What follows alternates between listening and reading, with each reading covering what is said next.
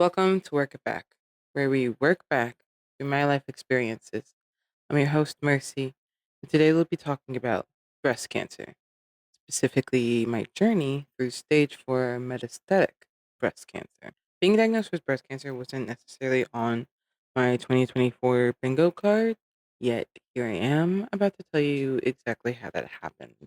I'm not really sure it was like for the specific time when the signs started happening, but I do know it started like as a lump and it was like an inflamed lymph node or a nodule underneath my right breast. I'd gotten inflamed lymph nodes before. Usually it would come in with my period, and when my period would end, the inflammation would go down or it would disappear.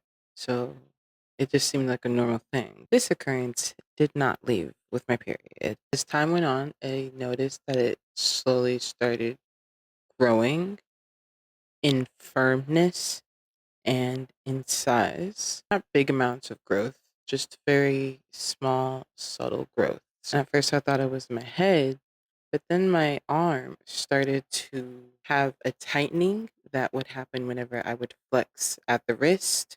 I would try to stretch up above my head, right along the top part of my forearm.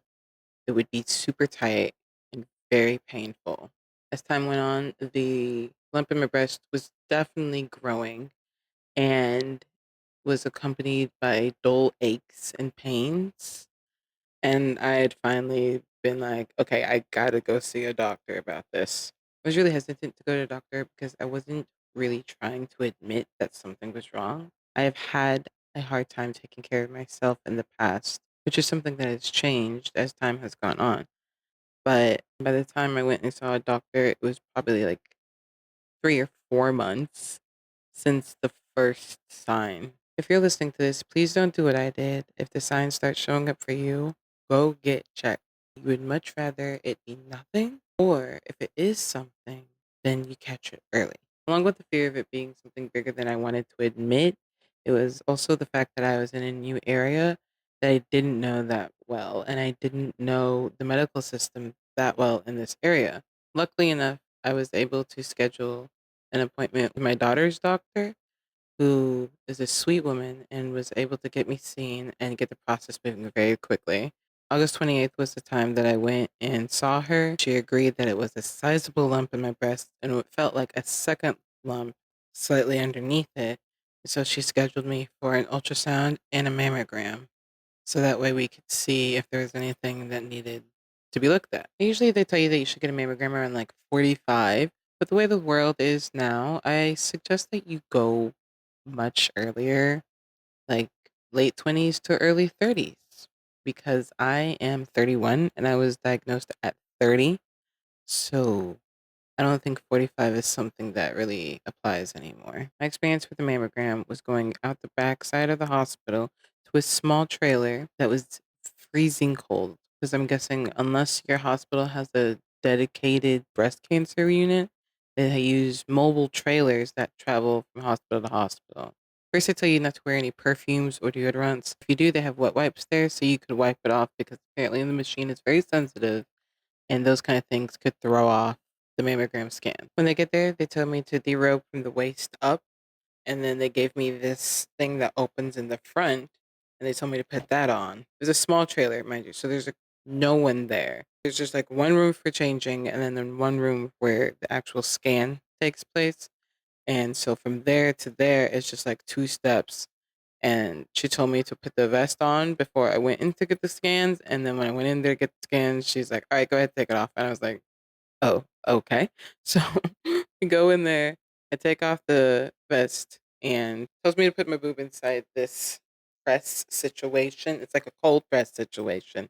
And she's like, whatever you do, don't suck in your stomach. Don't try to adjust. Just sit there. And this woman that I don't know is now just like handling my boobs to get cold pressed. It was very uncomfortable and excruciatingly painful process. I wouldn't recommend it again. I would want to do it again if I had to. And I'm pretty sure that me doing that woke the tumors up even more because what started as a dull ache turned into a sharp throb that happened constantly after that. Like it got pissed off that we were acknowledging its presence. After the markers of the mammogram came back, it showed that there were tumors present. And so I had to sit down with a surgeon to schedule a biopsy and what this might possibly mean. Now, this surgeon, when I first go into his office, in like his actual office, not the waiting room, but his actual office where he is, the first thing I notice is a deer head on the wall staring directly at me as I sit down in the seat across from his desk. And I'm assuming he shot this deer head himself because along his wall are accolades of hunting and shooting. No notes to him being a doctor, no notes to him being in the medical field. Absolutely nothing lending hand to the fact that this man is a surgeon, just strictly hunting and shooting accolades with sculptures of duck and pheasants littered throughout the office. The doctor himself was an older white gentleman and he was sitting across from me. A desk was separating the space between us, and he was sitting in a chair faced back towards me at another desk where there was a computer and he was looking at my results. Whenever he finally turned around, he had the attitude as if he had something better to do or better places to be. In fact, he sat on the phone because a text or something came in at one point in time, and he's like, "Oh, please excuse me," and then sat on the phone for, I kid you not, like 5 to 10 minutes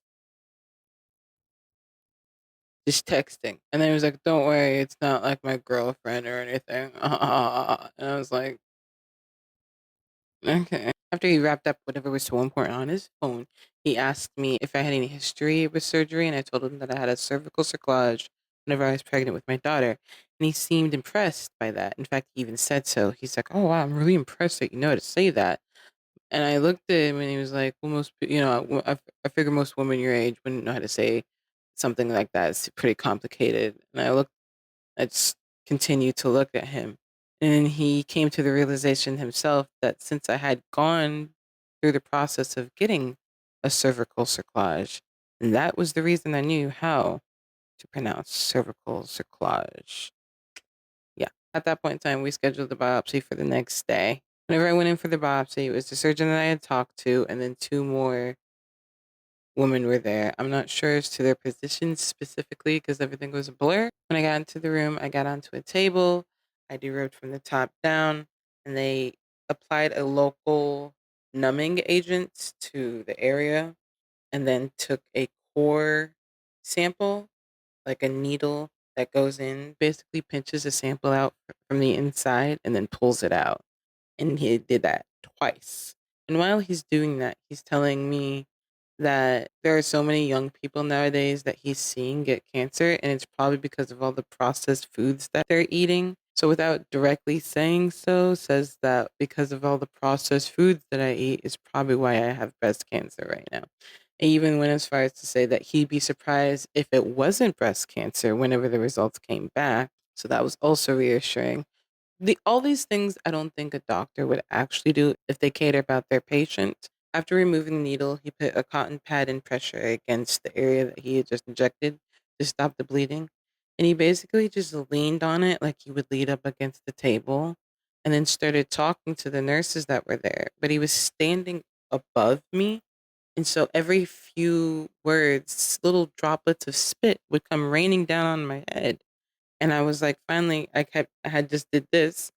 And he didn't even ask if I was uncomfortable or what I was doing. He just continued talking and spitting on my hand while he held my boob down.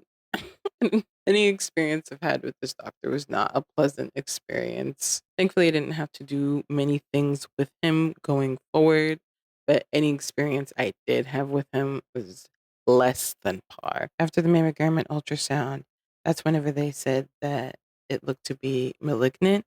And then after the biopsy came back, that's when they said that it was in fact cancer. And whenever I asked the surgeon if he could try to put a stage to it or if it was too early, he said, "Oh, it's just clinical stage 1 cancer," which was relieving at the time, but unfortunately something that he should not have told me because it was actually stage 4 metastatic breast cancer. It had metastasized in my liver and spread to my lymph nodes as well, which we didn't know at the time. But once again, since we didn't really know anything, he shouldn't have felt qualified enough to say anything. After the breast cancer diagnosis, I was then sent to an oncologist, and he informed me of the route that we would be taking, which was chemo. He told me all the names for the drugs that I'd be taking, which I don't remember now. And I'm going to do 6 rounds every 3 weeks, is what we ended up doing. In order to get the chemo administered, I had to put something called a portacath in, which is on the left side of my chest where my tattoo is, conveniently. Um, that same surgeon who I just had all those great times with is also the one who did my portacath, and he put it on that side. Why? I'm not sure. Usually I've seen it be put on the right side, but I guess because everything was going on the right side, he thought it would be best to put it on the left side, right in the middle of my tattoo. But we don't talk about that. All of that happened in the month of September.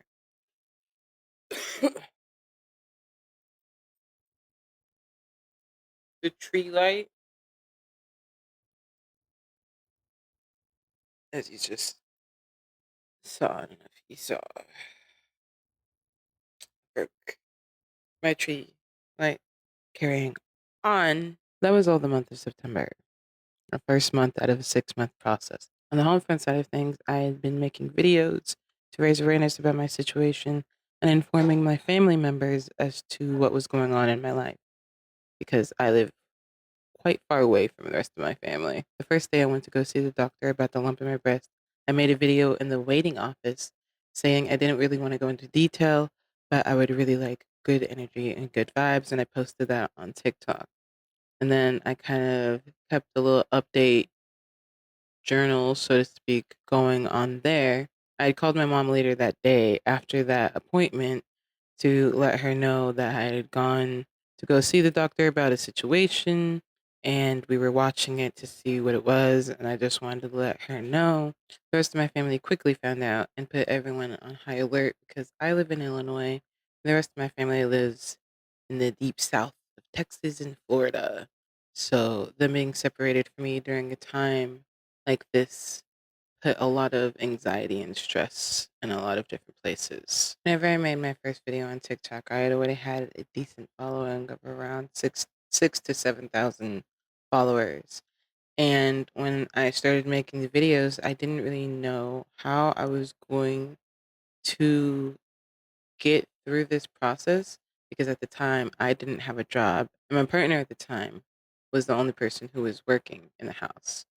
And I wasn't sure how any expenses were going to be covered. I wasn't sure how any bills were going to be handled because of this new experience that was happening in our lives, especially with my partner having to be the one to drive me to most of my appointments, missing days of work because of those appointments, and then eventually losing his job because of having to take care and watch over me during my chemo. I'm not really sure as to when the first video went viral, but there's a stipulation on TikTok where you have to have at least 10,000 followers to join this program called the Creators Rewards Program, something like that. And if a certain amount of people watch your video for a certain amount of time, with a certain amount of engagement, you can get a certain amount of money. So I started making videos after I got my breast cancer diagnosis, informing people of everything that was going on. And I made them daily, asking people if they could follow, if they could just watch the video. And out of nowhere, one of the videos went viral, and I'm talking like 1.7 million people saw it. I got a burst of followers that didn't stop for at least a few months, all the way up to 160. So I jumped from 6,000 followers to 160,000 followers. And the amount of support that flooded in was miraculous and magical, because I was able to raise a total of like 26 to $29,000 in total by the end of a 6 month period of my cancer journey. So, if there's ever anyone out there that's nervous about putting their voice out there to ask for help, well, that is a valid fear, because there are a lot of people out there that will put you down for doing so. It is something that should not stop you from asking for the help you need or the support that you deserve, because a closed mouth don't get fed. And if I hadn't made those videos, who knows what would have happened. But it definitely wouldn't have been as easy as it was going through it if I decided to keep my mouth shut and go through this by myself. I would have had my family's support, but if I hadn't opened up and shown people what I was going through, I would have gone through a difficult time, having an even more difficult time. Like I said, that was the first month in a 6-month journey. That is a long journey. If I try to put it all in one podcast episode, we'd be here for a good while. So I'm going to break it up into a few parts. This is the first part covering the first month. I'd love if you could follow along and join us next time to talk about part 2, October. Thank you for listening. I'm your host, Mercy. Tune in next time for Work It Back.